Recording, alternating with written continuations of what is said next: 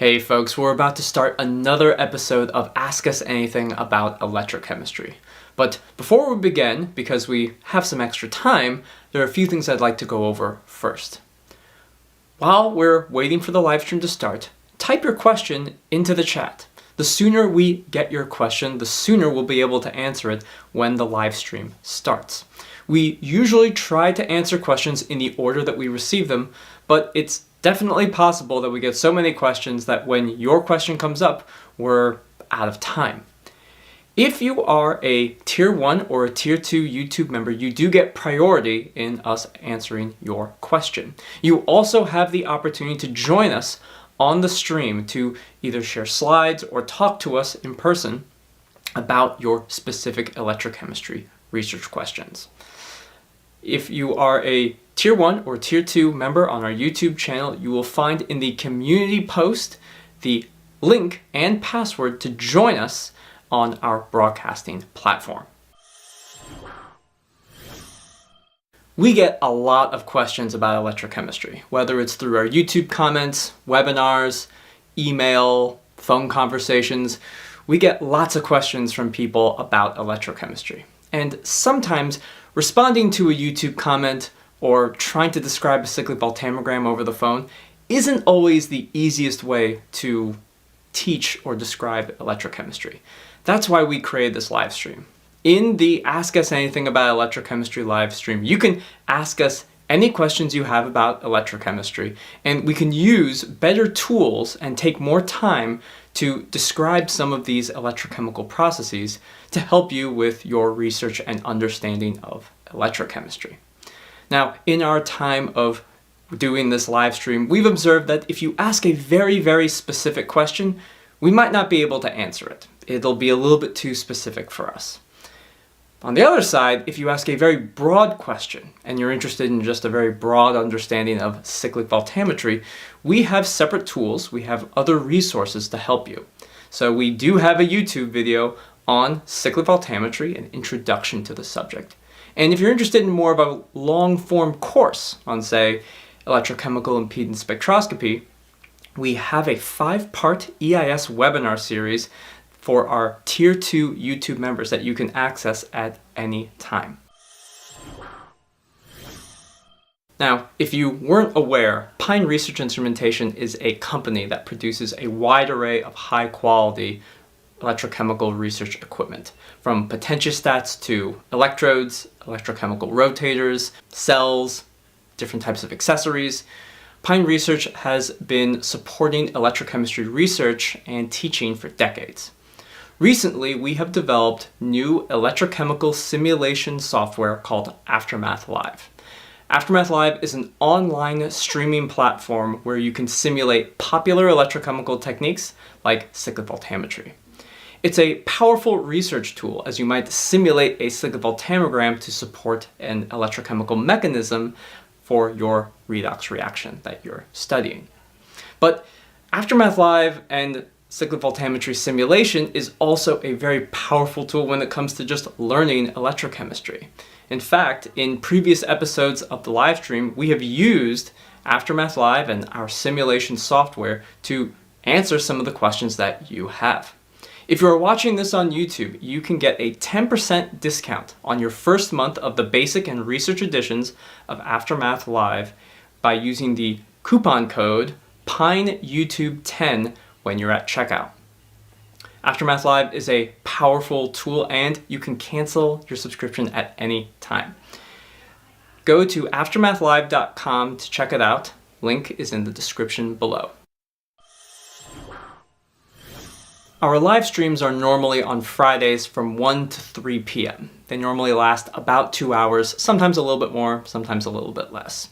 If you miss the live stream, you'll always be able to watch it on our YouTube channel, and in the description we put timestamps for every question that was asked. This way you can look through the description and find the questions that are most relevant to your research and then watch those at your leisure. Also, we apologize in advance if we mispronounce your name. If on a YouTube channel you can put anything you want as a name. It could be a Pokemon, it could be a string of numbers. But if we call you out and we accidentally mispronounce your name, we apologize in advance. Lastly, please do not spam the chat. We've had numerous instances of people either talking about inappropriate things or constantly filling the chat up with some kind of spam. We will remove you if you do that. Let's keep the chat very clean and just talk about electrochemistry. Sometimes it takes a while before we're able to answer your question. So if you keep typing your question into the chat and spam the chat, then we will remove you from the chat. But if it's been a while and we may have forgotten about your question, one message as a gentle reminder is all that's required. All right, I think that's all of the housekeeping things. Now, let's start the live stream.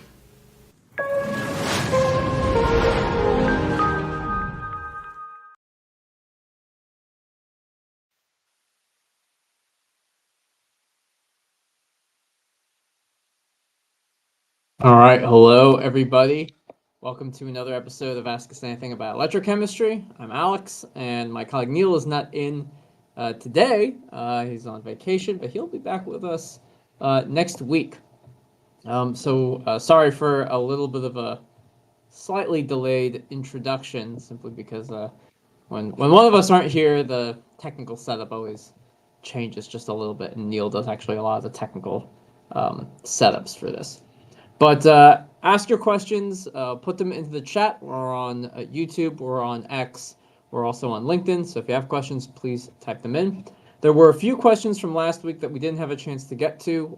Some of them I'll be able to try to answer. Some of them I may need a little bit of additional clarification, but I'll probably still at least comment a bit on it. Now, we did have a question from Lino, who's asking, can you explain time domain independence measurement? How does it differ from traditional frequency scan EIS, and how is it used? So Lino, I wanted to get to your question first before going into anything else, because the truth is I don't know what time domain impedance measurements are. I did a quick search, and I understand the relationship of time within an EIS experiment, and normally we're converting things from the time to the frequency domain when we were doing a Fourier transform of the kind of the raw EIS data, if you will, because raw EIS data is basically sinusoidal potential, what you apply, and a sinusoidal current, and then we do there's a lot of transformations converting that from the time domain to the frequency domain. But I haven't found very much in the way, and there are things like, RC time constants associated with electrochemical systems, with electrochemical processes, and so in some way I don't know. And additionally, there's also the distribution of relaxation time experiment. Those are the only things related to EIS that I am aware of that are, quote, time domain or time dependent things. But I haven't heard of time domain EIS. So I'm probably going to defer this question to next week with Neil. But if you could elaborate, even sending a paper, a DOI, of like what publication references using time domain impedance, I think that would be very helpful in at least for us, for me, understanding what exactly is time domain impedance, if it is a different thing. Because impedance is technically defined as a frequency-dependent voltage over a frequency-dependent current. Like, fundamentally, that's what it is. So going into the time domain makes it seem like it's like taking a step back to learn something new about it. But yeah, I just wanted to address that, Lena, because I don't have an answer for your question. All right, so we have a few comments, and I'll try my best to answer them. So, all right, so those have sent an email message. I will check email if I can, whether I'll be able to look at it and do some EIS circuit fitting. Right now, it's hard to do this. It's hard to do EIS circuit fitting live when there's a lot of questions going on, especially with Neil not here. So if I'm unable to get to it, or if I'm unable to get the data, then I apologize. Right now I haven't received the email, but thank you. Okay, Himanshu is asking, how can we relate the real-life corrosion happening in pipelines to that of the corrosion studies we do in our lab? Like in the lab, we provide the potential currents and potential difference. Where are these parameters in real life? That's a very good question.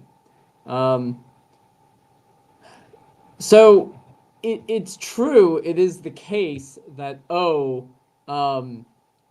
we get these potentials and these currents associated with corrosion, but is that the process that's happening in real life? Well, I would say, and granted, I'm not a corrosion expert, like by any means, but when you're in the lab, and what I've seen people do is for studying corrosion. I'll give you an example. When people are looking at pipes, right, and they're looking at pipelines where they have where there's corrosion occurring, their goal at the end of the day is to develop a corrosion inhibitor for those pipes, and so what they want to do is they want to study how effective is their corrosion inhibitor. So they use electrochemistry to induce corrosion. Like we know corrosion takes a long time. It can take years for corrosion to occur, or actually it can take a short period of time, but the amount of corrosion that's required to cause real damage can be a much longer time. So we use electrochemistry, we use the current, we use the potential, we use those things to induce corrosion, and then we test the corrosion inhibitor to see how effective it is. So under the same conditions, under the exact same conditions that we would see outside, this is like a rotating cylinder electrochemistry experiment with linear polarization resistance. Under those conditions that induce corrosion, how effective is the corrosion inhibitor at increasing the resistance, making corrosion a very difficult process? So yes, the open, if you will, the open circuit potential, as well as the potential of corrosion, around the open circuit potential, and the current, do those have parameters in quote real life? Sometimes they do. Like they're not always applicable to real life, because in a corrosion study you're enhancing corrosion for stuff to happen. You're just trying to figure out, can you do something to kind of minimize it? And really, when you look at the rate, I mean, the current in a way is the rate of corrosion. So you can really just compare, are we getting different rates of corrosion, and generally speaking, for the same thing under the same conditions. We can make comparisons between different materials used to make pipes, and we can just compare them and say like, hey, well, this guy corrodes a lot, much more easily. Oops, move my pop filter. They move much more easily than these other ones do, and so we can make a judgment about the pipe corrosion and what material we should be using, or how effective our corrosion inhibitor is.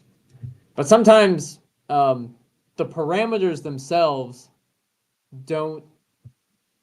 It's not like an obvious parameter or spec that is useful in real life. Like I mean, you could do something like say, the temperature is 20 degrees hotter around. I can relate that respectively to what the potential difference would be, or using something like the Nernst equation or something like that.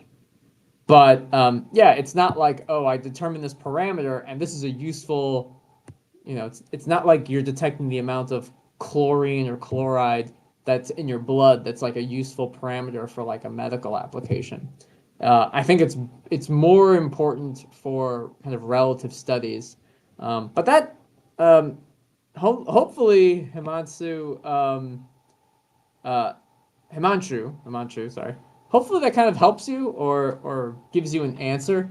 Yeah, it's not like, I mean, the corrosion potential and the corrosion current are those things. And they manifest themselves as just, it's a larger potential. Like that is a real thing, but it's not like a parameter that we observe in real life that we're regularly dealing with, so to say. So I can talk more about that, but I hope you understand my, kind of my point of view. They're relative studies used to, because at the end of the day, if you find a better corrosion inhibitor, that is a very real thing. That means that your pipe is going to last, that this corrosion inhibitor gets added to what goes through the pipes, and it makes corrosion much harder, and that pipe lasts 5 to 10 years longer than it normally would had you not added it. And that's a real life type of a thing, sort of say. All right, so we got some more questions. All right, Girish Shankar is asking, is it possible to determine the Mott-Schottky curve using electrochemical workstation? If yes, can you explain? Yeah, so I think we have it. So this is our software. And again, I'm just double checking to make sure people can see it. And I'm going to hide your question for now. Let me just hide your question for now. Okay, so this is our software, and normally you'd have a potentiostat and electrochemical workstation here, and there's an experiment, and I believe it's impedance, and then there's Mott-Schottky.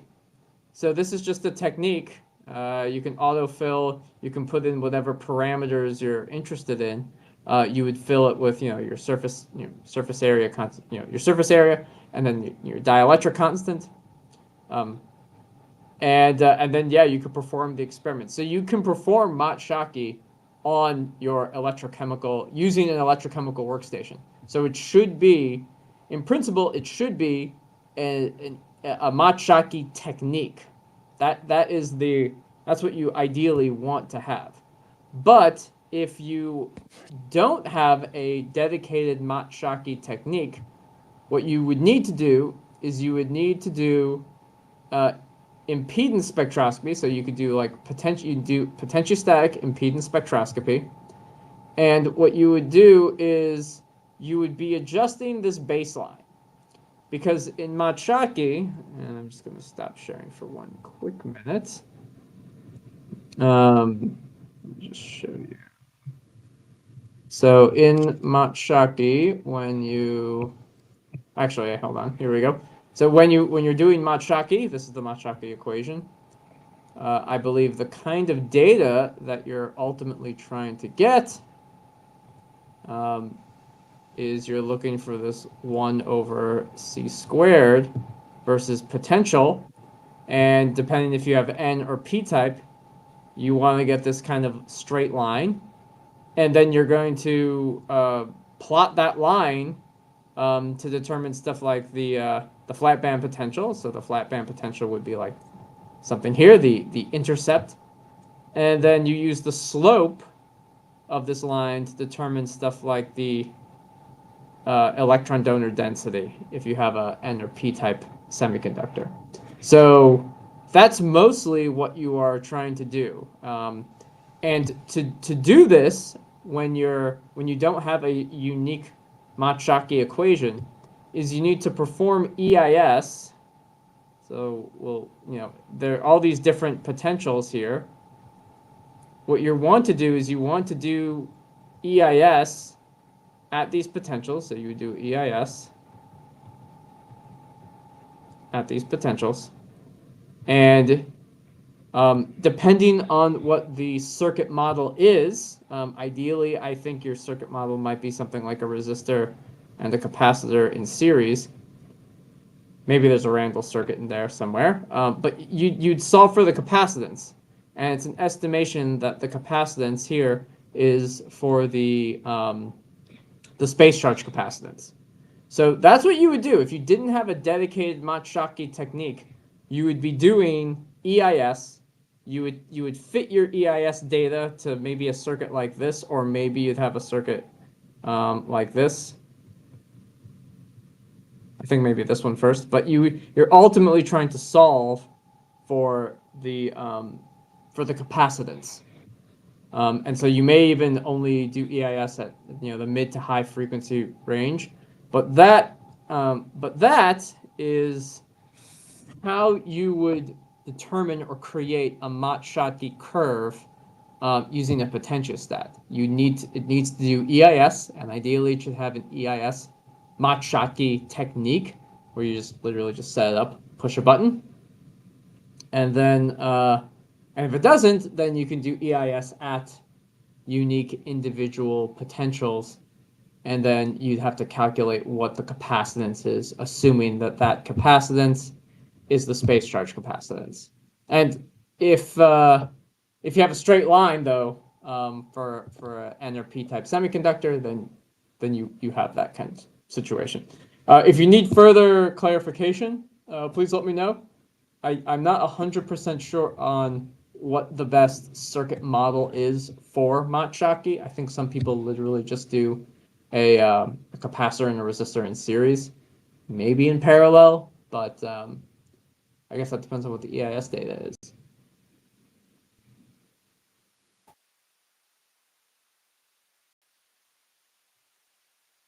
Okay. All right. It's good. Good questions. All right. So I'm going to just quickly check my email to see. Okay. All right. I did get the email of the EIS data, although if I have time, I will be able to go through it in more. I'll be able to go through it if time permits. But let me get to some of the other questions. Mostly your questions, actually. So your question is, this is from Melidosa60. What potential should we do an EIS experiment? At OCP or at onset potential or at any other potential? And it's funny you asked this question because there was a... well, actually, you asked this question last week, which I saved. So I'm going to remove it from the list because you asked it last week. We do keep the we do keep some of the questions that we missed from last week. All right. So what potential should you do an EIS measurement from? So when you do EIS, and I guess I'm thinking about from as an electroanalytical chemist. Ideally, it depends what you're kind of looking for, but generally speaking, if you're studying, you want to do EIS around the potential where the process you're studying is occurring. So let me share my screen with you. And we can draw some stuff. So let's say we do a cyclic voltammetry experiment. All right, so let's say we do a CV experiment. And let me just double check to make sure nothing's getting blocked. So this is your CV. So this is your current, I, and this is your voltage potential. And you want to study this process. Where should you do EIS? Well, should I do EIS here? Maybe this is the open circuit potential. Well, at this potential here, let's just call that V1, there's not a lot of stuff happening. So your Nyquist plot at V1 may actually not look like anything. You may just get like this. I've always observed like maybe a straight line. This is Z real, this is Z imaginary. You're only getting, say, diffusion, impedance associated with diffusion. Okay. This is your Warburg impedance. You can also pick, a potential that's here, right around the E naught. So we'll just call this V2. And you can get with V2 something pretty neat. You'll get like your resistance. You'll get like a little semicircle, and then you'll get your diffusional tail. It's pretty good. That's very good. Negative ZI. You could also pick a potential all the way out here, V3. So you've oxidized the species, you are heavily oxidizing it. When you do that, you'll actually get something that looks very similar to V1. Because your charge transfer resistance at this potential is really low. So it's tiny. It's tiny in comparison to your Warburg impedance. So this is V3. So sometimes what my recommendation, generally speaking to people, is to do EIS within the potential window where stuff is happening. And you'll notice that depending on your voltage, you'll actually get like different sized. That should be more of a more semicircular, you should say. You might get a large charge transfer resistance, or you maybe get a small charge transfer resistance, right? Because this potential, in many ways, tells you how easy or hard it is for a certain electron transfer process to occur. You can actually get heterogeneous rate constant information from looking at this length at a specific potential. So this is a way. So sometimes the answer to the question usually is, do I do it at OCP? Do I do it at the potential? And remember, EIS, you're only sweeping, or you're only applying a signal within a very narrow range. So you should still have a good kind of linear system that that describes this, that describes it well. Basically, you should still have a linear system, so you have real, accurate EIS data. You're still getting stable and linear and causal EIS when you're applying it at this very small, within the small potential window, or small amplitude, I should say. Sorry. But yeah, my recommendation is you need to do EIS at the potential or near the potential where the process is occurring. And the features associated with it, like only at V2 am I going to see these kinds of features. At V1 and V3, they're both going to look the same. I'm going to think nothing's happening or nothing's going on. So, and Neil, I know, can talk at length about this subject, which is like, at OCP, if you're at OCP and there's nothing happening, you're not going to see very much in your EIS. Oh, sorry, I'm a little sleepy, a little tired. But that is okay. All right, I think those were the questions we currently have being asked by folks. I'm just going to check to see. Let me see. What is this? Okay, maybe that is the reason why I'm getting nearly a linear Nyquist plot, because I was doing EIS at the OCP. Yes, yeah. So you could, the way I like to think about it is, if you have a redox species, think about, at that point you might just be doing like Warburg impedance for only the formation of like one species, right? So yeah, if you're getting the nearly linear Nyquist plot at OCP, if your charge transfer resistance for one side of the reaction is super low, you're only going to have the Warburg impedance side of it. That might.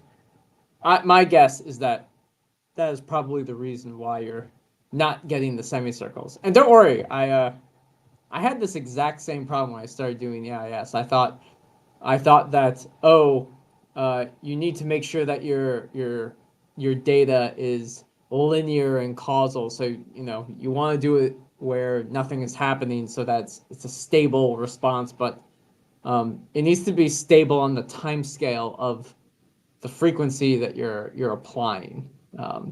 I think is an important caveat to that. Okay, very good.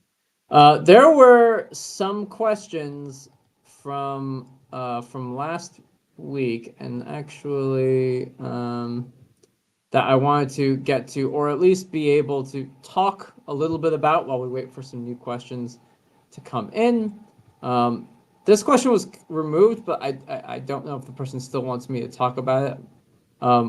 Muhisin asked, if I have a molecule that oxidizes at a potential of 1 volt with the applied potential ranging from 0.4 to 1 volt using DPV, will I still observe the oxidation peak at 1 volt if I reverse the potential range? So I think it kind of depends a little bit for this question. So to answer this question, if you reverse the scan in a differential pulse voltammetry experiment, you probably will not see you won't see an oxidation peak because that's already happened. If it's anything, if you have a reversible system, you might see a reduction peak. You should see a reduction peak. So if I have, say, I'll just quickly, let's go here. So let me delete these guys here. So again, I always like to look at just a basic, oh gosh, basic cyclic voltammogram.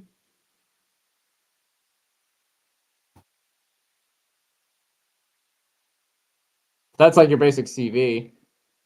Actually, let me try this differently. This will kind of look a little like, if you're just going one direction, you'll get something like this in the DPV. And this represents the oxidation. So this is voltage, this is current. This is always like very flat, typically. When you go the other way, the other direction, if you have a system that's like A plus an electron is reversible and goes to B, and this is a very reversible reaction here. Confusing. We just want to make sure this is like reversible. Then yes, you will see a reverse peak. And I'm not drawing it very well, but these should be the same. Like this should be the same potential. In square wave, for this case, it's usually a lot better. It's much easier, but yeah, the potential should be the same. If it's irreversible, if A plus an electron goes to B, and it's irreversible, then you would not see this reverse part. This would not show up. All right. So when you're at these potentials, you're oxidizing the species.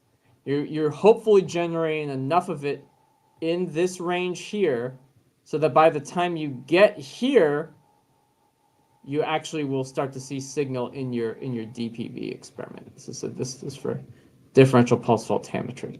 So this is to say that it depends. It depends a lot on. It depends a lot on whether. Yeah, it just depends a lot on the electrochemistry of your system. Is it reversible? Is it irreversible? Is it coupled with a chemical reaction? Stuff like that. So so yeah. Hope that makes sense. All right, so we got through that question, which was hopefully good. All right, let me take a look at for the questions that are coming up. Why am I unable to scroll?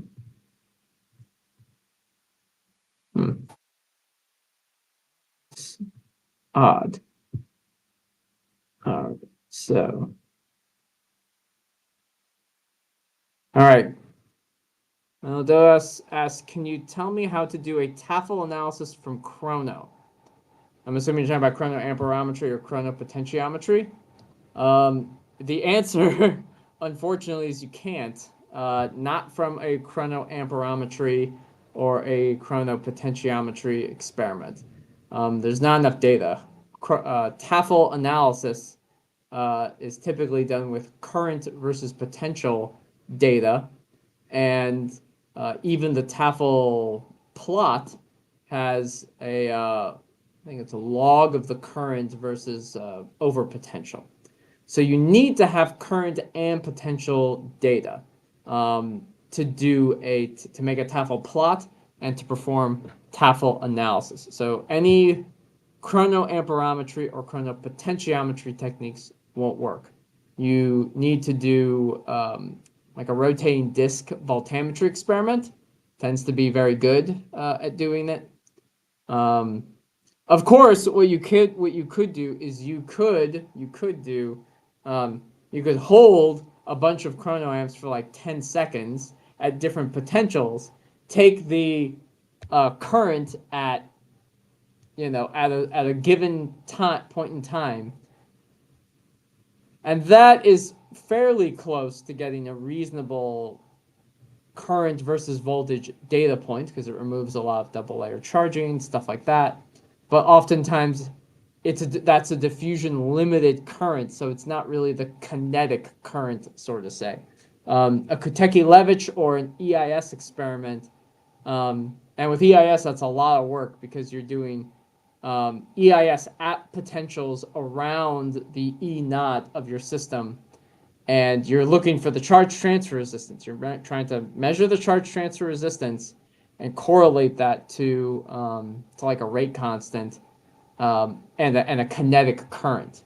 So that's a little bit hard. That's actually a bit difficult to do. But Kotecky-Levitch is probably the best thing. But yeah, chronoamperometry cannot do that. All right, so we have kind of two questions from Arif Muhammad. Arif is asking, the intercept of the Nyquist plot is Rs. Also, it is the measure of the uncompensated solution resistance. Are both the same? And I just want to make sure the intercept of the Nyquist plot at higher frequency region is Rs, which is series resistance. It is also solution resistance. Explain it clearly. Yes. So that is correct. They are both the same. The Rs series resistance and the solution resistance, in a way, are the same thing. And I know that sometimes can be unsatisfying, but fundamentally, the reason why that is the case is, let's say, and let me go back to sharing the screen, and also just make sure that I have space, not blocking anything. So let's say you have if you have a circuit where you have a resistance here and you have a resistance here, maybe you have a resistance here, and then you have resistance and then say capacitance, and then I have to probably do some more math to figure that. I think even if you have resistance here, all of these resistors, and I believe I have to double check. I think this may actually be slightly different, but these resistors can be one equivalent resistance, right? So whether you have resistance associated with the electronics of your potentiostat, cell cable, lead connections, all those types of things, all that resistance plus your solution resistance is added, right? And so all these resistances that are from, like, the working electrode, right? This is a working electrode. Can be made and actually let me actually prove this to myself. So I'm going to see if I can make this circuit here. So this is our Aftermath software. I'm going to do a circuit simulation, and I'm going to create a custom circuit. You might not be able to see my custom circuit right now. Let me actually share. I'll share this window here. So what I'm doing is I'm actually just going to put a resistor here. And then I'm just going to put like I'll put a capacitor and then a resistor and then a resistor. So I am actually kind of a little curious how, because in principle they should, R1 and R3 effectively should have the same result. We'll just call it series resistance. This is something that I don't, series. I'm pretty sure those guys are the same. So we're going to, yep, it's good. Circuit is valid. I saved it, closed it. Series resistance. And okay, so now I'm going to share. Now share this. Okay, so this is series resistance here. And right now, so R1 and R3 are the ones that are the same. And actually, this kind of has already demonstrated to me because my x-axis is starting at 2 kilo ohms. All right, this is my. There we go. Why can't I pan? Here we go. So it's starting already at 2 kilo ohms. So if I make this at the 1, then I have an extra 0.1 kilo ohms of resistance. And if I add another 0.1, then I've added another 0.1 of resistance in here. It's a little bit hard to see. Yeah, there. So adjusting R1 and R3 from an EIS perspective is completely equivalent. So whether or not the solution resistance is on one side or the other side of the circuit, it actually doesn't. They actually get combined. They effectively are combined into the same thing. Now the reason why this is the case, is because, or the reason why the x-axis intercept at zero imaginary impedance is the series resistance is because there is no imaginary component to the impedance of a resistor. That's kind of a definitional thing, but the way that we can think about this is if I send a voltage or current through a resistor, there's no lag in the time from when I apply my initial voltage to when I measure my initial current. They both are kind of perfectly in sync with one another as you have your sine wave. They are not offset by any amount. So, so the x-axis intercept is at the very high frequency region. When you have a capacitor, the capacitor does have an imaginary component. In fact, we consider it to be completely imaginary. So in the high frequency region, the impedance of a capacitor goes to 0. It's effectively like a short circuit. So kind of thinking back to our the circuit here that I drew, at the high frequency, so this is when omega, let's just say omega approaches infinity, this capacitor has an impedance of 0. Close to, it approaches 0. Which means that the current will want to go through, and I'll use just different like dotted lines. It'll go through here, it'll take this path to get from point A to point B. But as the impedance goes to infinity, when the frequency approaches 0, then this impedance starts to increase. This starts to approach infinity. And now this is no longer the path of least resistance, so to say, this becomes the path. We have this bottom path, and so we have to hit this charge transfer resistance, and that's why we get the semicircle. So when you have a resistor and just the resistor in series, all the resistors, whether it's on one side or the other side of the equivalent circuit, they act as the sum of resistors. They act as one resistor. And when we go to very high frequencies, any capacitors are effectively short circuits at that point. They act like a wire.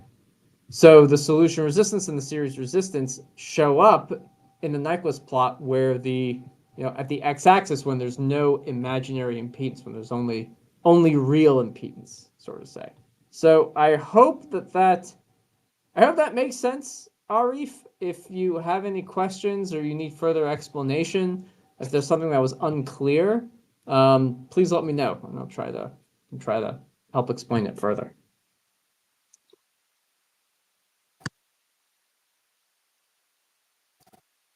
Okay, let me see. Why in electrocatalytic CO2 reduction, I believe it's just CO2 reduction reaction, processes, Tafel slope is generally higher than 120 millivolts per decade, say typically in the range of 200 to 300 millivolts per decade. What's the reason for this? And then actually he's asking, whereas a multiple electron transfer process, so according to the formula, should be less than 120 millivolts per decade, but it is higher in many literature. So I guess the truth is I don't know. I think that that's a problem. It should be very small. I think that you are correct. When you look at Tafel, when you think about Tafel analysis, when you think about a Tafel plot, and the relationship that the number of electrons transferred is related to the Tafel slope, I think oftentimes, unless the alpha or another component, if you will, in the Tafel equation is creating something else going on, you should have something less than 120 millivolts, especially with CO2 reduction, because unless you're forming a CO2 minus anion radical, that's the only thing that's going to give you, that's the that's a one electron transfer process. But yeah, I think that the 200 to 300 millivolts per decade, I think that this is incorrect. I think maybe it shows up in the literature, but I don't have a good reason for that. I think that that's probably wrong. I also think that some people might be doing Tafel analysis incorrectly, and I think this probably plagues the literature quite a lot and extensively. And maybe there is a reason. Maybe there is some reason why Tafel plots have a range from 2 to 300 millivolts per decade for CO2 reduction. But fundamentally, I think that that's wrong. I also think that might be because people don't know, and this is what I've observed just being on this live stream, is many people don't know how to take a proper Tafel plot, or they don't know where to calculate the Tafel slope properly. So I am very hesitant about this. The only thing I can think about is it's a one electron transfer process, and I think it's like your alpha has to be like very low. So it's got to be a super one directional reaction that's going on. But I don't think so. I don't think that's the case. I think the literature has a lot of incorrect Tafel slopes. But again, I haven't probed the literature. I haven't done a lot of Tafel analysis. But from a fundamentals perspective, it shouldn't be greater than 120 for these multi-electron transfer processes. I don't think so. I think it's being done incorrectly.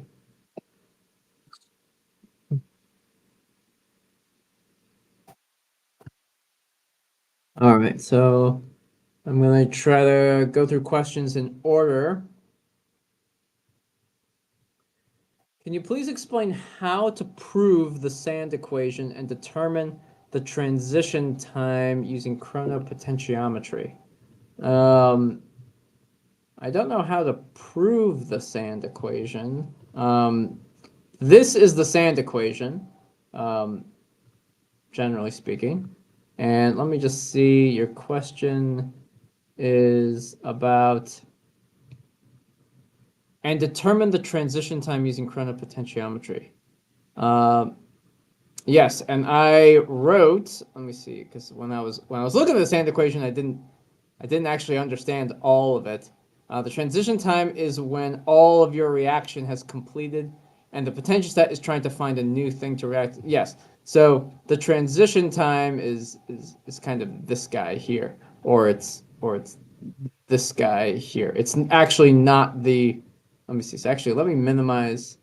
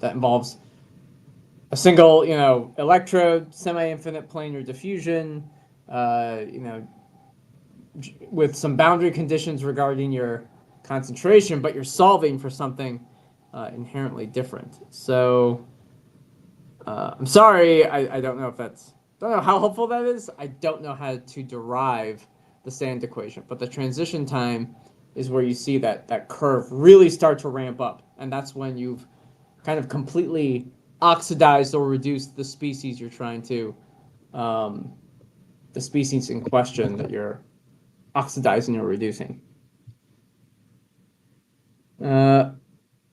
Okay. Oh, sorry, my voice was not audible. Okay, I see what happened. I think it was when I turned my, sorry, it's when I turned my, yeah, when I stopped sharing the screen because you couldn't see. So like when you see this, you actually can't see the end of, like, as my face is in the way. I will move me to up, nope, that was not it. Let me switch that again. All right, can I just move myself to another corner? Nope, that doesn't do it. It just goes up and down.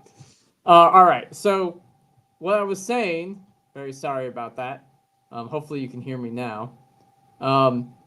At this asymptotic point, this is where your transition time is equal to 1. And the transition time is when all of the reaction has completed, and the potentiostat's trying to find a new species to oxidize or reduce, just based on a very simple redox reaction. So it needs to be going for some amount of time. This is a bulk electrolysis experiment, effectively. But I do not, and what I was saying before was that I do not know how to derive the sand equation. I believe it comes from, I believe that the sand equation is derived, and let me just double check that my audio is still good. I believe it is.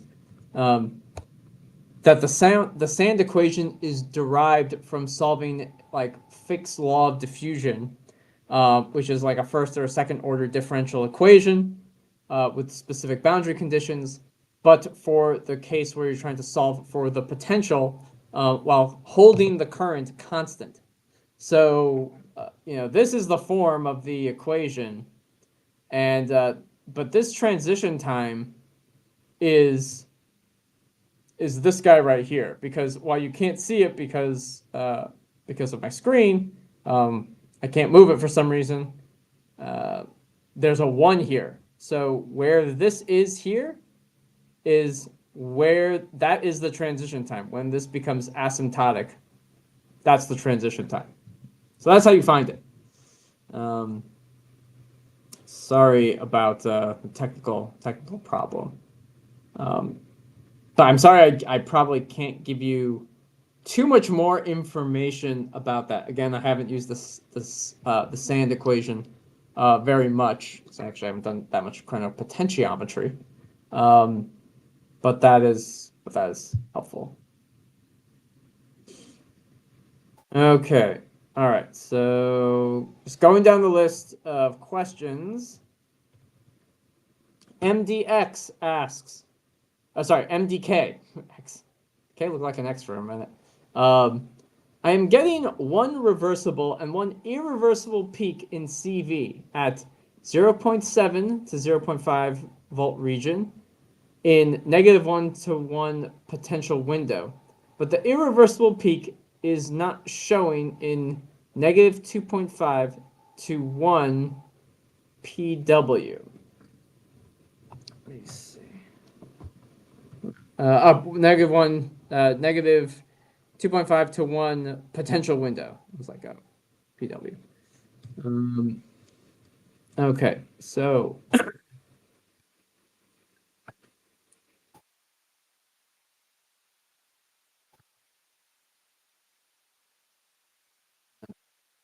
this is a -1 to 1 reversible peak and 1 irreversible peak. But that irreversible is not showing in the negative. Oh, okay. So you increase the potential window. You've made it to -2.5 volts. But now the irreversible peak is not showing when you're now in this new potential window, and there isn't really anything going on, because if it was -1 to 1, it should still be fine. I don't know enough about your system. I'd probably have to look at the voltammogram to really get a sense of what's going on. But my guess is that -2.5 volts is pretty large.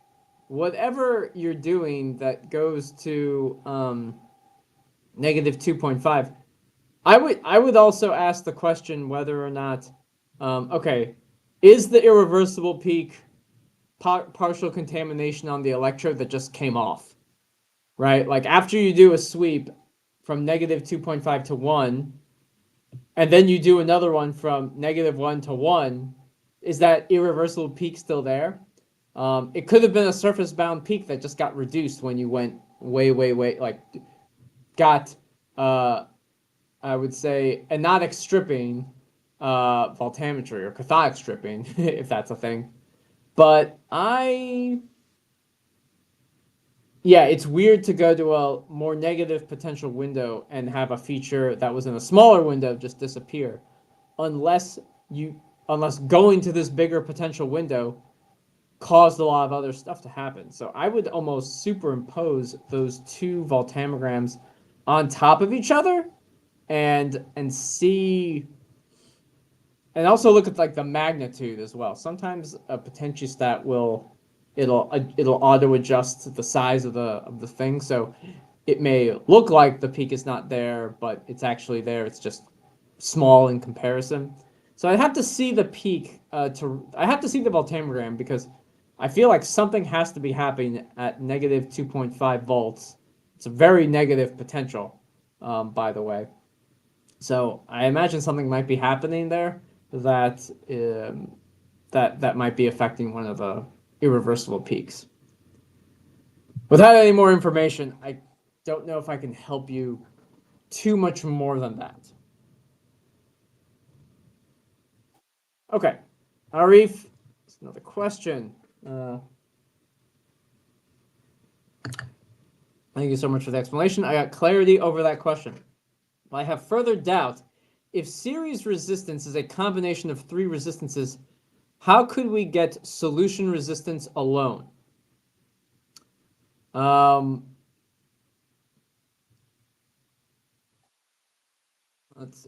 Actually, let's see.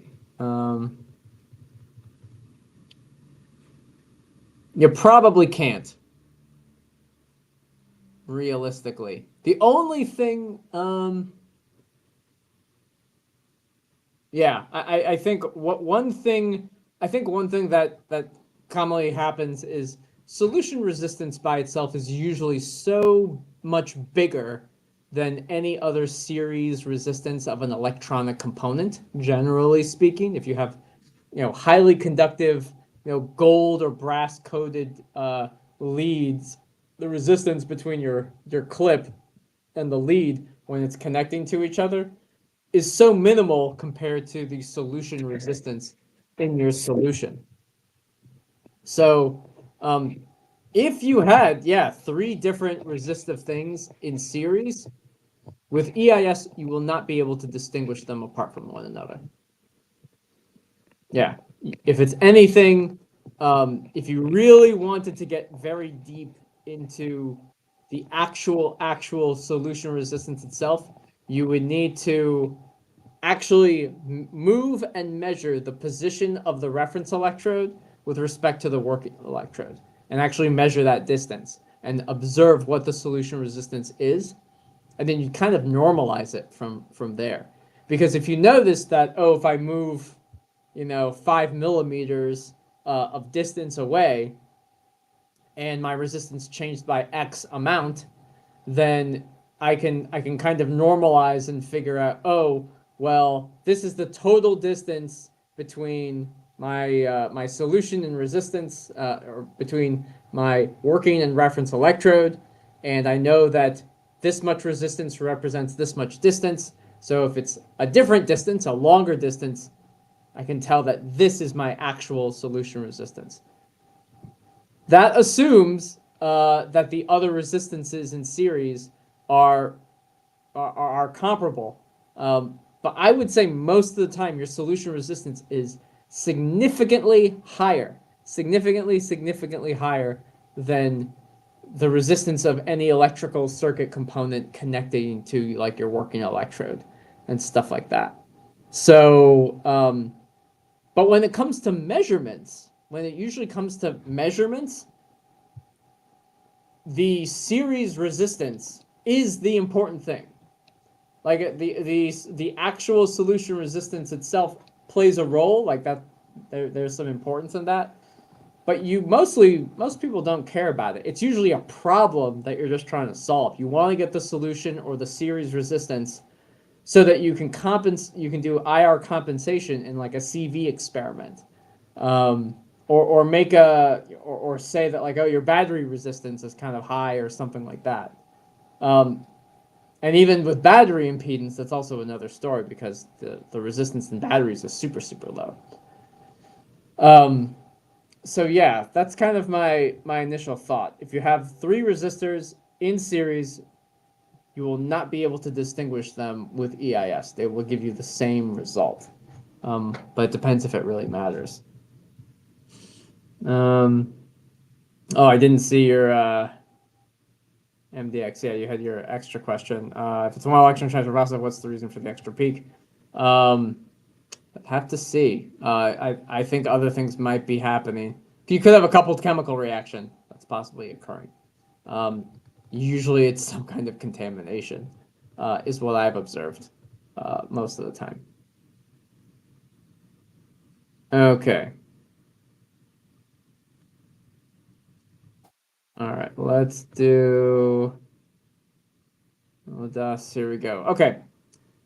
What is the difference between silver chloride versus AgAg plus? When to use silver chloride and when to use AgAg plus?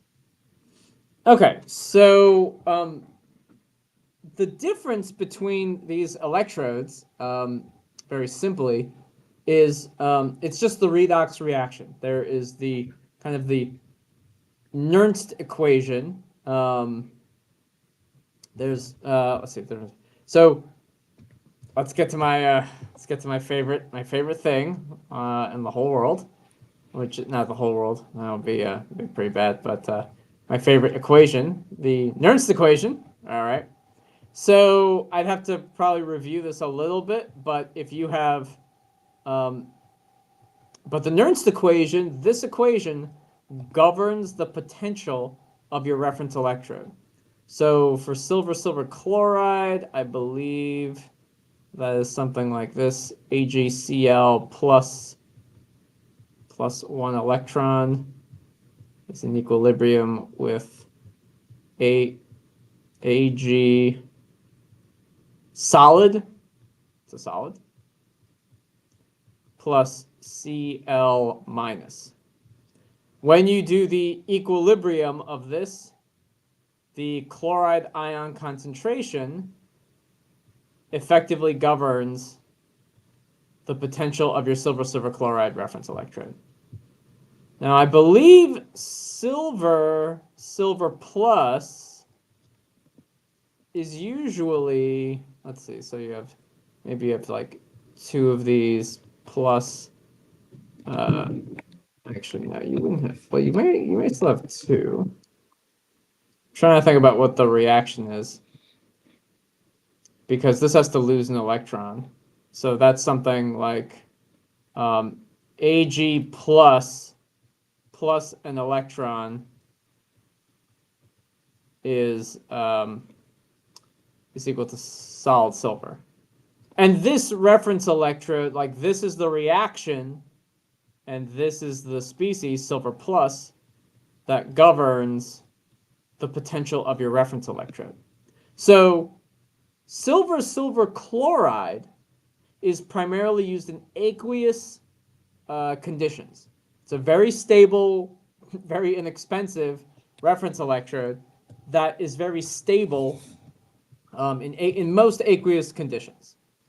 But the silver plus reference electrode, this guy here, it's usually made by having a silver wire with silver nitrate in solution.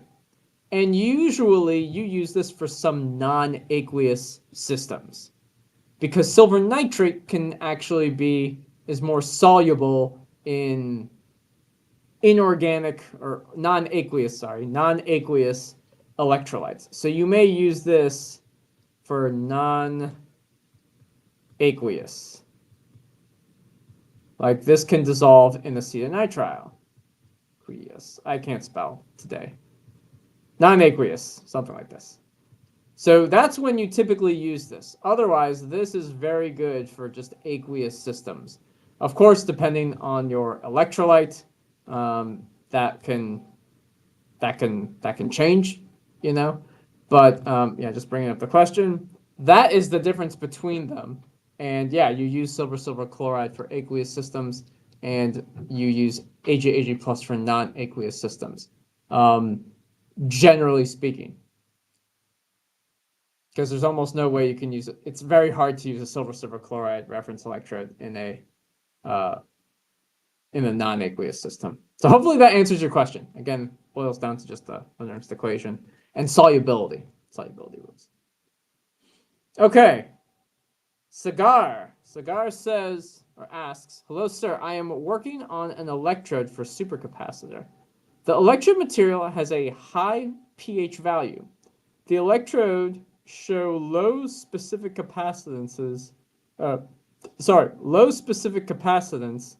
in 6 molar KOH, but a very good value in 1 molar KCl. How to explain?" Oops. There's a lot of cables near my feet. So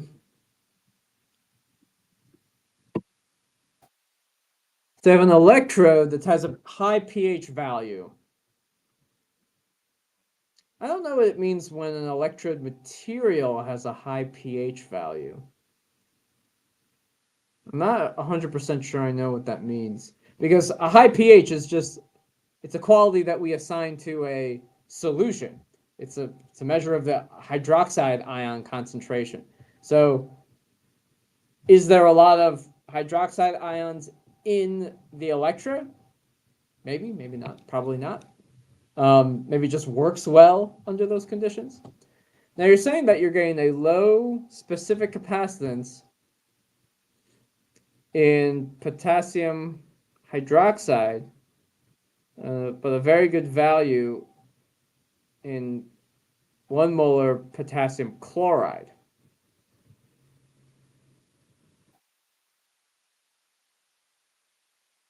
I don't think about what specific capacitance really means. Like a low, I mean, I'm going to just say it's a low capacitance, but you're getting a higher capacitance in a different electrolyte.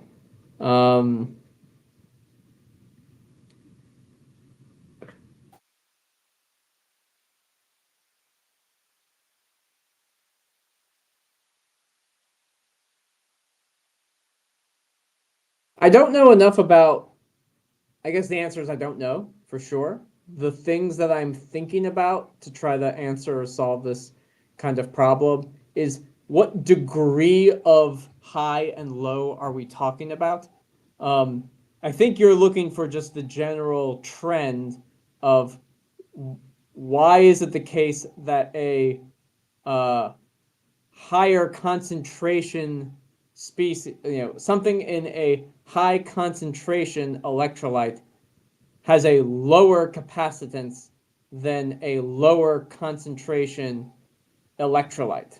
And I think you meant one molar potassium chloride. In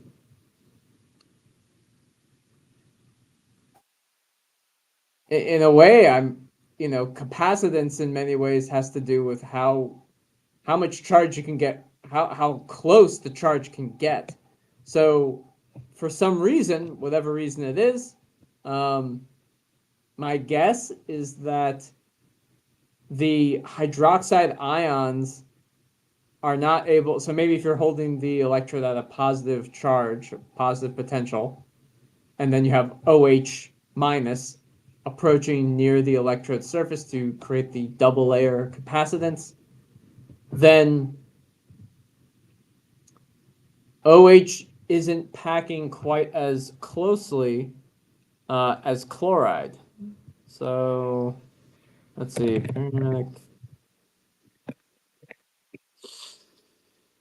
Well, this is interesting because chlorine is much larger than oxygen.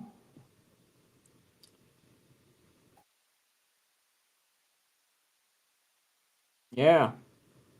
I mean, as odd as this may be, I'm thinking, let's see. A low specific capacitance.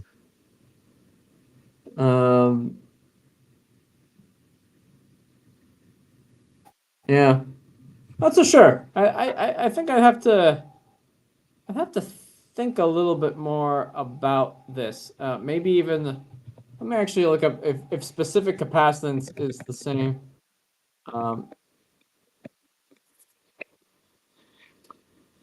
So let me kind of how much charge an electrode can store per unit mass.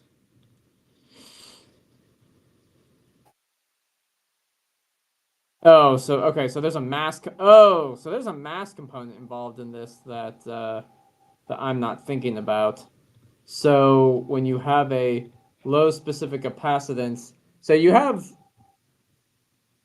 okay, so you have the same mass of your electrode material, that's my guess. And then,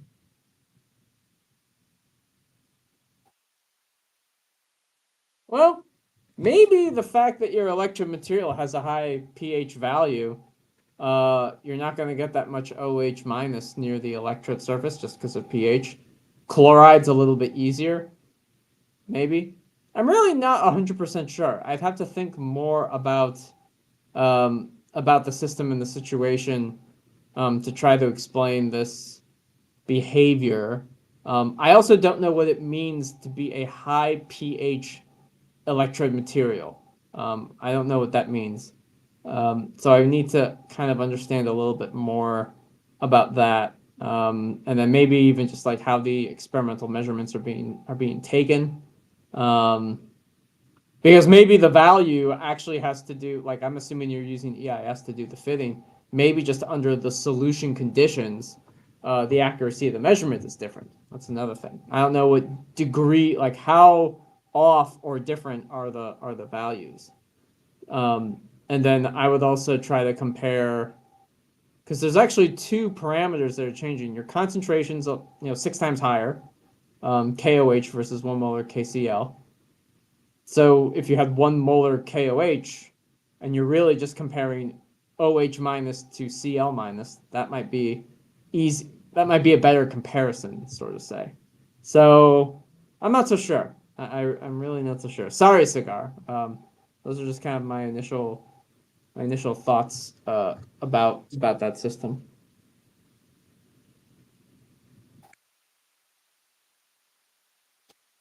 Okay. DMK, continuing the conversation.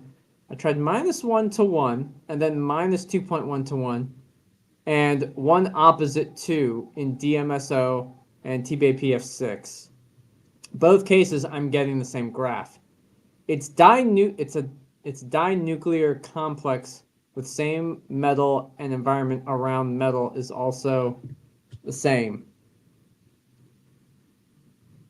Okay, it's in DMSO.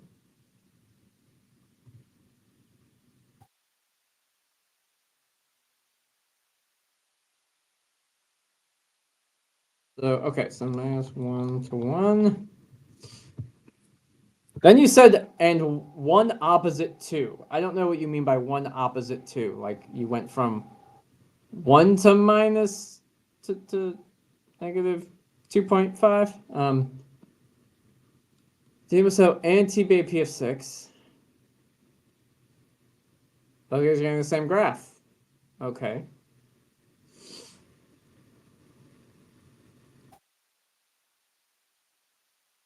All right, so in two different. Okay, so it's a single electron transfer process, and you're doing it in 2 different electrolytes, and you're getting an extra irreversible peak that seems to show up.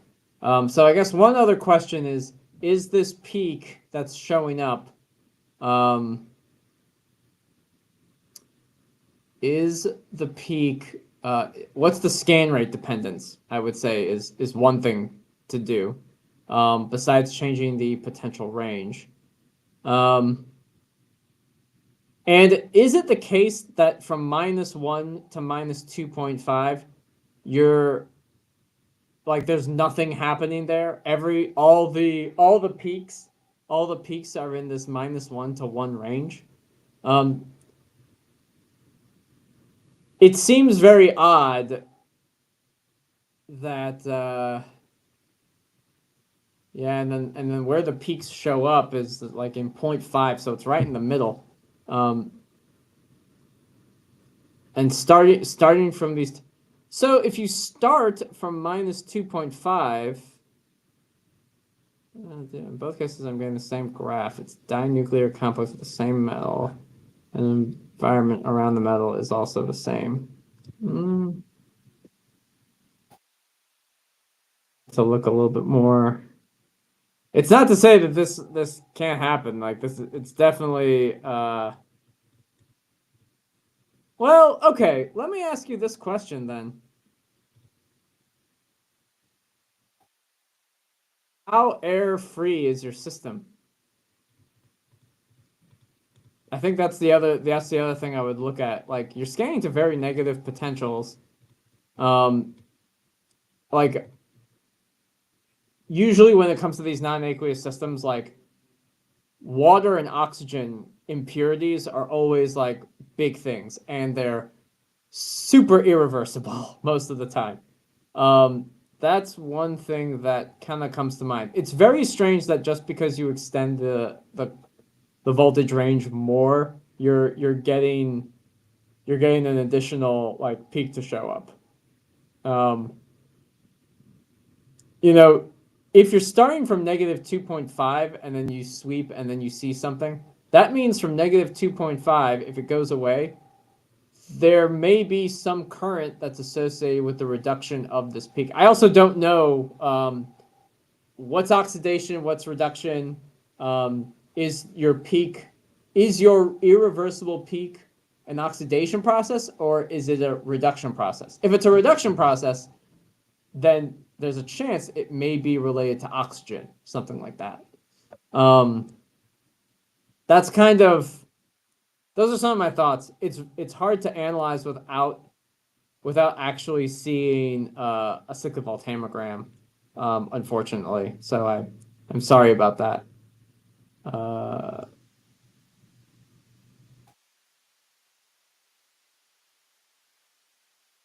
Okay. Okay. So, all right. Sorry about that. I'm just checking on things. Hopefully, yeah, I guess I need some more extra information. Look for those contaminants. They are notorious. Also, another thing. Actually, I thought of one more thing. Are you possibly decomposing the the inorganic complex? Are ligands getting into the system? That's another thing to look into. It is weird though. Okay. Sir, can you please explain difference?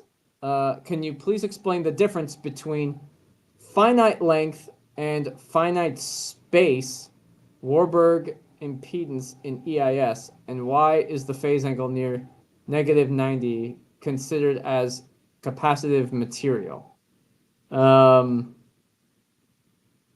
So, I know about finite length. I don't know about finite space Warburg. That is something relatively new. But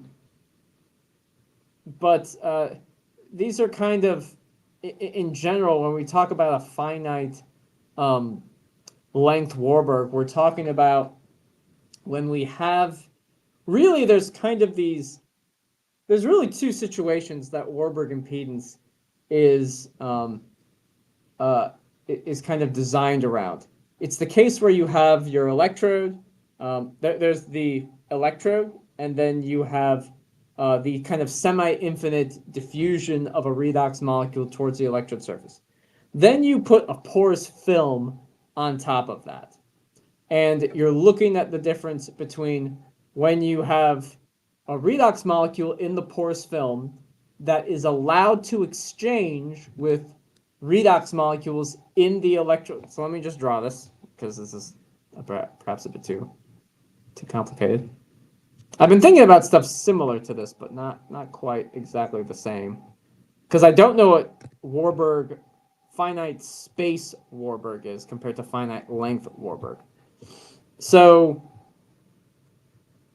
if you have an electrode here, okay. Actually, usually it's a little bit more like this. This, Okay, and actually, those are gone. Yeah. So then you can have a porous film on the surface. Now there's kind of two conditions if we think about it this way. So if we have, and maybe this is a better way to describe it, there's electrode,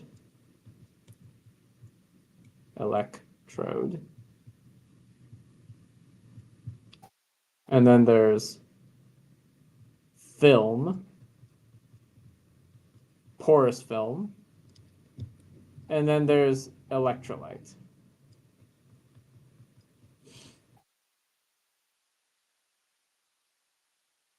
All right.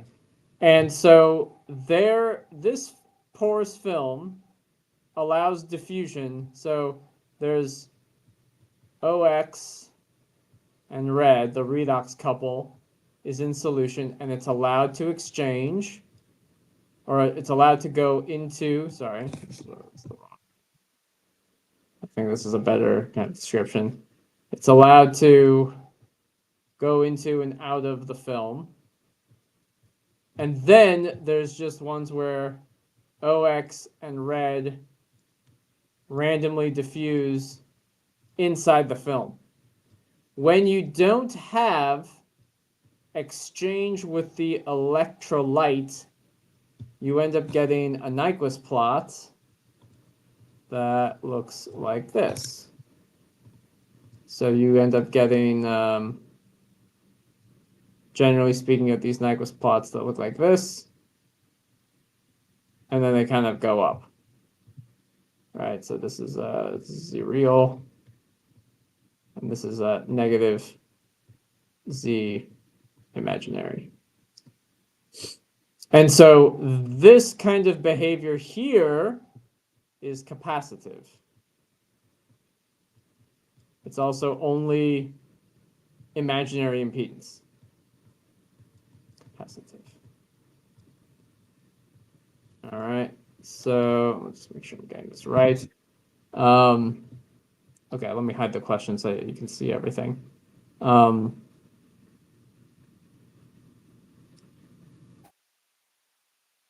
Right, and so this here is capacitive because this is a 90-degree angle. And really the 90-degree angle, why is negative 90 degrees considered capacitive? In short, it's because the impedance of a capacitor is all imaginary impedance. So if you were to actually take the impedance of a capacitor, it would just be a straight line. It would just look like, if I just had a capacitor as my circuit element, let me thicken this a little bit so it's easier to read. If I just had a capacitor as my circuit element, and let's say it was in series with a resistor, then the resistor would take me out here in the real world, but then the capacitor would just be a straight line as the frequency increases. So that's as omega approaches 0. So as the frequency decreases, because the impedance of a capacitor is equal to 1 minus j omega c. And so it only has an imaginary component, sort of say. If you were to take this and take the complex conjugate of it, you have no real component, you only have an imaginary component to it. So as this value goes smaller, as this goes down, the impedance will go up, and it's only imaginary. So we describe this as capacitive whenever we see this kind of perfect 90-degree, phase angle. In terms of its ability to kind of shift things. So that is my understanding of things. Like, if you have a straight line that is capacitive, like by definition, that is the impedance you would get for a capacitor. And this is the situation when you have a porous film on your electrode. That is where the redox species is only within the film and is unable to exchange redox, analyte, sort of say, with the film in the electrolyte. So the electrolyte does not have any redox active molecules in it. That's when you end up getting this kind of capacitive effect in the Warburg impedance for in the Nyquist plot, sort of say. So I hope that kind of answers your question. Yeah, all capacitors have this. But yeah, I don't know. I've never heard of finite space Warburg impedance. I've only heard of like different versions of a finite length Warburg impedance, and that has to do with film thickness in a way, or the porous film that you have. Okay, this is good. Okay, so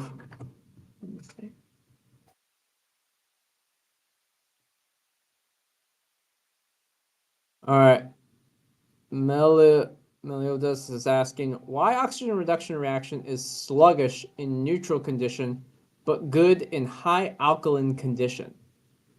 I don't know. I think this depends on the catalyst that you're using, but it has to do with the form of the oxidation, the form of the oxygen reduction reaction that you're using. So my understanding, let's see if I can get this correct.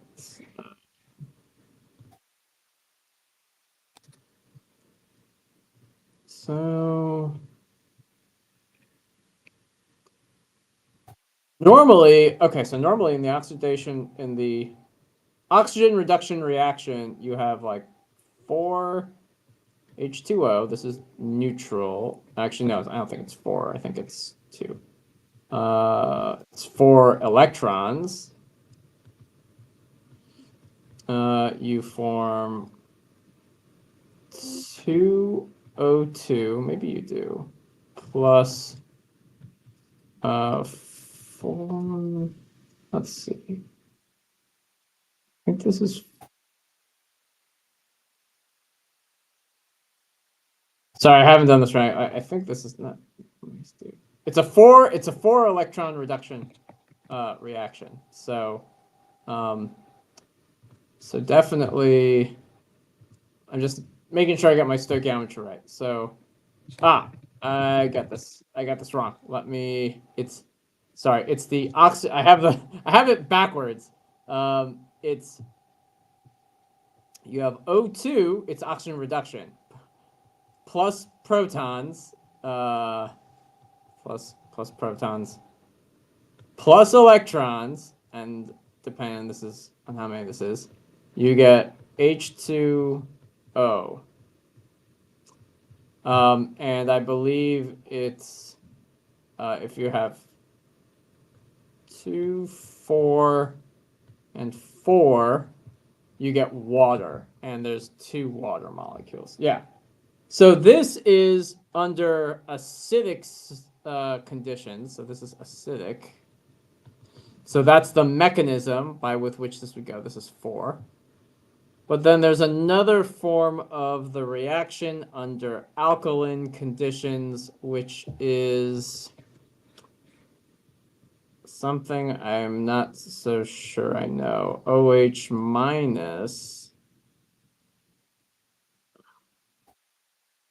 Sure. I actually don't know the form. Let me actually look this up very quickly. I don't know the form of the or reaction.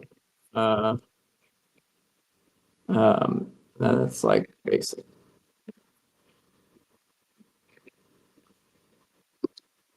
Conditions. Forgetting.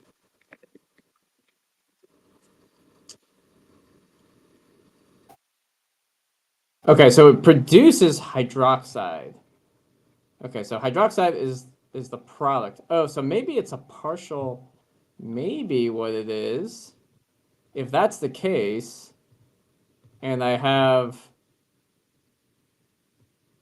so O2 plus. Maybe there's still protons because you still have plus an electron. You still have to have protons from somewhere.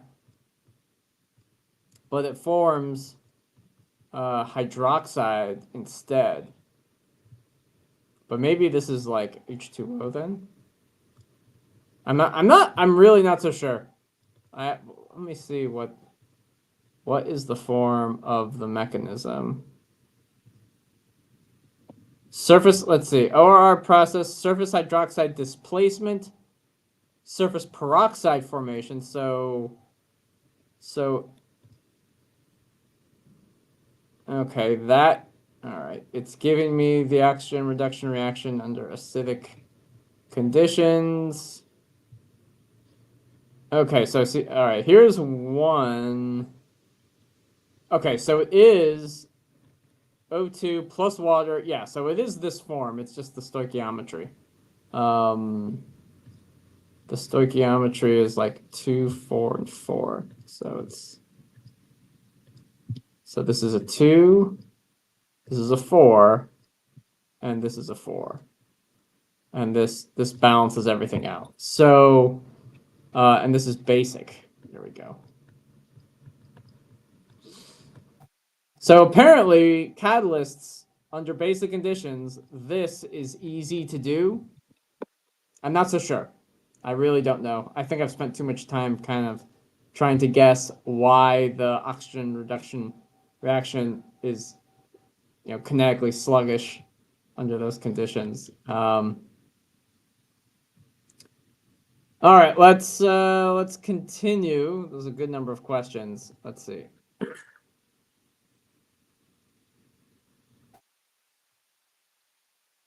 Can we determine the exchange current density and symmetry factor using electrochemical impedance spectroscopy? I believe that you can determine the exchange current density. Yes, you can determine the exchange current density using EIS. And basically what you would do is at whatever potential you're doing your experiments at, you determine the charge transfer resistance, and that charge transfer resistance is directly related because it's like V equals IR from Ohm's law. You know the voltage, you know the resistance, and you can relate that to an exchange current density. So that's the current associated with that reaction. You would normalize for the area and the concentration. So you can determine that with EIS. I don't believe you can determine the symmetry factor using EIS. I have not seen any equations or anything that that relates that together. But I do believe you can get at least a good approximation of the exchange current density with EIS. It may actually be a very accurate determination of the exchange current density. You still need to know things like concentration and area to get exchange current density, though. So keep that in mind.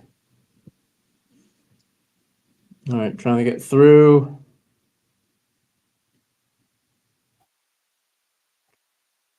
So, what are some good electrochemistry literature you recommend? I want to water and salt electrolytes and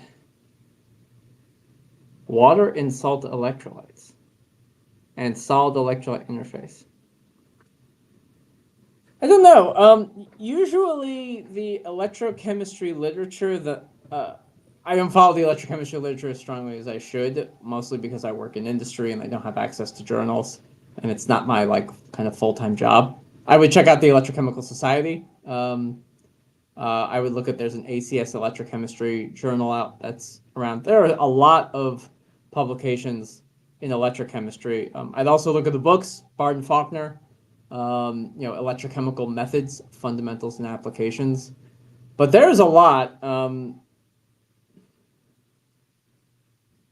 And unfortunately, Mott-Schottky, I really don't know enough. I don't really know enough about water and salt electrolytes. I mean, maybe you mean salt and water. I don't know about water in salt electrolytes. Nor do I know enough about solid electrolyte interfaces, like solid-solid interfaces. But there is a whole solid-state electrochemistry community. Usually looking at solid-state electrochemistry. any journals that have to do with solid-state electrochemistry will help you find more information about solid-electrolyte interfaces, things like that. Okay.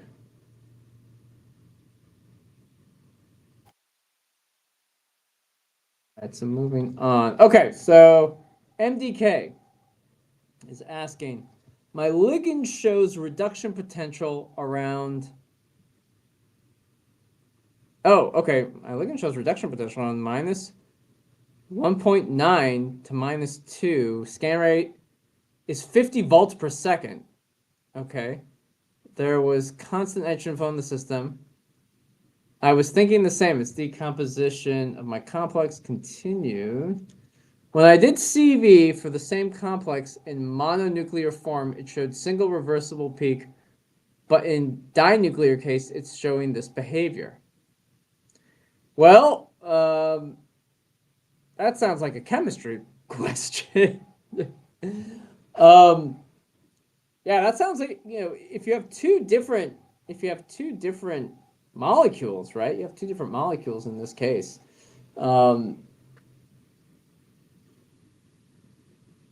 thing that I think about is there's the nature of electron transfer of the metal, and then there's metal ligand charge transfer, which can show up in the electrochemistry as well.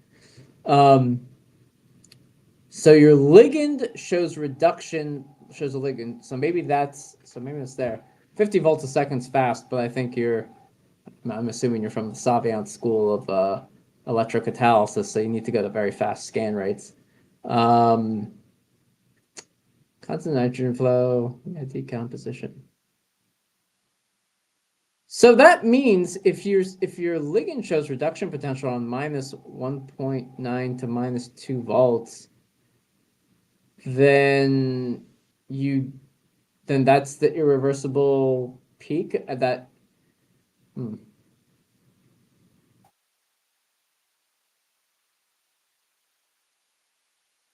Yeah, I'm not really. Your ligand shows a reduction potential around that. Okay, so that means that you shouldn't, do you want the ligand reduction? Also, the fact that you have like a mononuclear form and a dinuclear form, it sounds like an interesting chemistry problem more so than just like what's happening in electrochemistry. Like, what problem is it? I think there's an interesting chemistry thing that's happening, especially if this is reproducible, sort of say. But yeah, I can't tell you for sure. I would need to look at the Voltairams. If you want to send them, to PineWire at pineresearch.com, I'll just type that in. So I'm just going to type that into the chat, Pine Research, or PineWire. And some people have asked this of us to look at things. If you... That might be a place if you want to send us some of the data so we can look at it, look at the voltammograms, we can do that. But I'm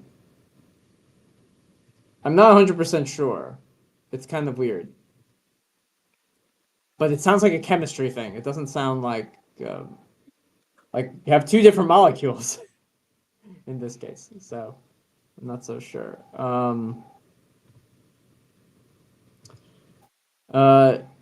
Shen Sensen asks, DPV diminishes non-faradaic current contribution. Yeah, it does. It helps eliminate the non-faradaic. It also helps eliminate background faradaic contributions as well. If you want me to explain more about that, I can. It looks like I am slowly running out of time. And I do want to get to this question from LinkedIn. LinkedIn, the Electrochemical Society, OSU, asks, explain current produced in catalytic and non-catalytic reactions with respect to heme-proteins. I don't know, because I'm not really familiar with heme-proteins.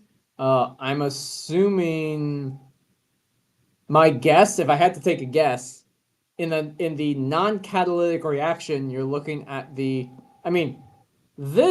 in my opinion, This is just kind of a guess at this point, because don't know enough about it. But, you're looking at a case, where you have your electrode surface here. Your heme protein is, the way I think of it, is it's just iron. Right? So your protein is something, but it's got iron in it, right? And maybe it's iron in the 2+ oxidation state. And so maybe in the non-catalytic case, right? So your protein is, let's actually call it, let's use a different color. Let's make it green. So this is your protein folded and all kinds of stuff.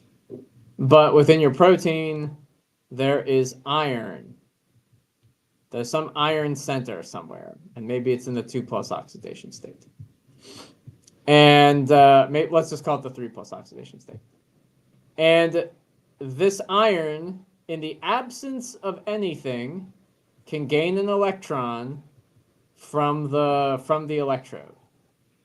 So that is, and there's nothing else happening. So it just gains an electron.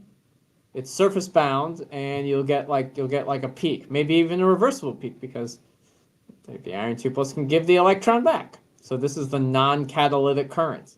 This is a guess. I'm guessing 100% here. So this is non-catalytic. And that would look something like this. Maybe it would look like this. Maybe because it's surface bound, so it doesn't have like a nice diffusion tail or something. It looks like this. The peak currents are about even. Now, if I have substrates, so this is your substrates, not 5 straight, but substrate, which I don't know, then this reaction occurs. So it gains an electron. This does not occur. This is just catalysis. So you have an electron transfer from electrode to iron 3+. Iron 3+ becomes iron 2+.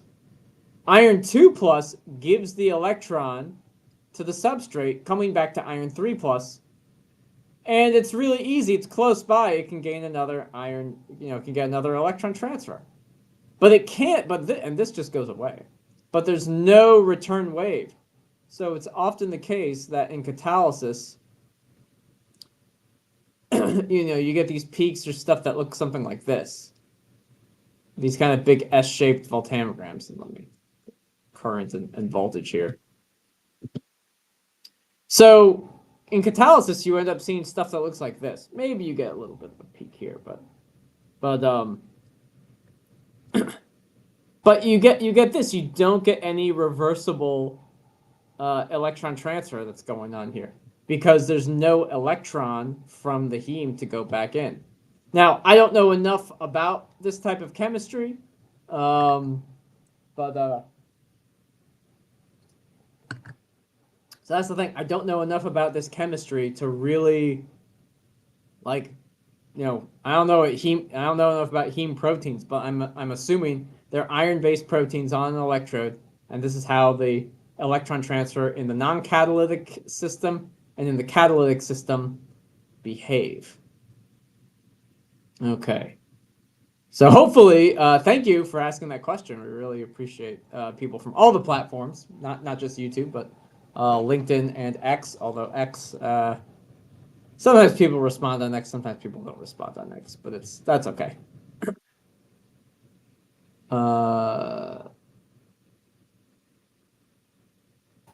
Okay. All right. Let me see. So, okay. I think the last question I'm going to answer for today comes from Uma. She asks, can you tell us how you landed your job at Pine? What conferences do you folks attend? This is going to be a very kind of simple story, not really that interesting, but Pine was hiring, oddly enough, and I saw their job application, and I applied. That was literally it. It's not like I knew anybody I only had access to um, like my advisor at the time. You know, he would get approached by some companies because they were looking for students to get jobs on, and so on his intranet, if you will. So he had his own little network, server, if you will, for our website, and group members shared it. And I think somebody here at Pine earlier was just like, "Hey, we're looking for somebody. This is a job opening," and I just applied to it, and this was back in like August, mm, August 2015, and it was like a long, multi-month process. Like August was when I applied. I didn't hear back until September with like a phone interview, and then October I had like a technical interview, and then by November I knew that I was hired, and it was very good. It was great. It was really nice being able to work at Pine.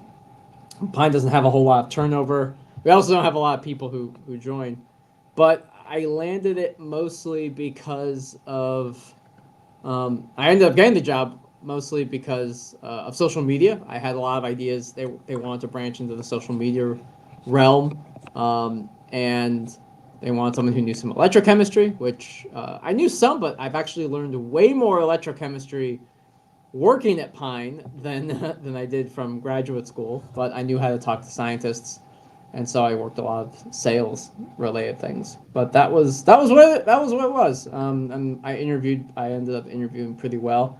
I actually knew a decent amount of. Um, I guess I had like a pretty decent like knowledge base of things that were useful. And at that time, Pine was hiring chemists.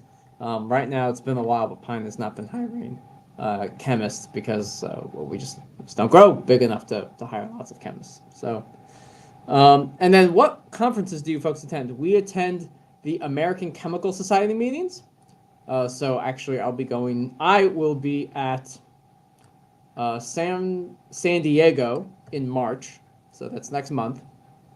And then we attend the ECS meetings, the Electrochemical Society meetings. The next one's in Montreal. We sometimes attend the MRS meeting, the Material Research Society meeting. And there's some international meetings that Pine has representatives at. We have distributors in different countries that represent us at those conferences. So, but we also attend like the ISE meeting, the International Society for Electrochemistry. So we do a couple of those. But yeah, those are some of the things. I would stay tuned to Pine Research, our YouTube channel, and our social media on X and on LinkedIn to hear about upcoming workshops, webinars, as well as conferences that we will be attending. So yeah, I hope that you'll stay tuned for that. I wasn't able to get through very many of any of the other questions that were saved for today, but that's okay. We will have another live stream next week. Neil will be here. He'll be able to answer some of the questions that I was not able to answer because I actually just didn't even know the answer. So thank you all for joining. I really appreciate it. Sorry again if I wasn't able to answer your questions in any more detail. But yeah, we will hopefully be able to answer them in more detail later. So thank you all, and bye.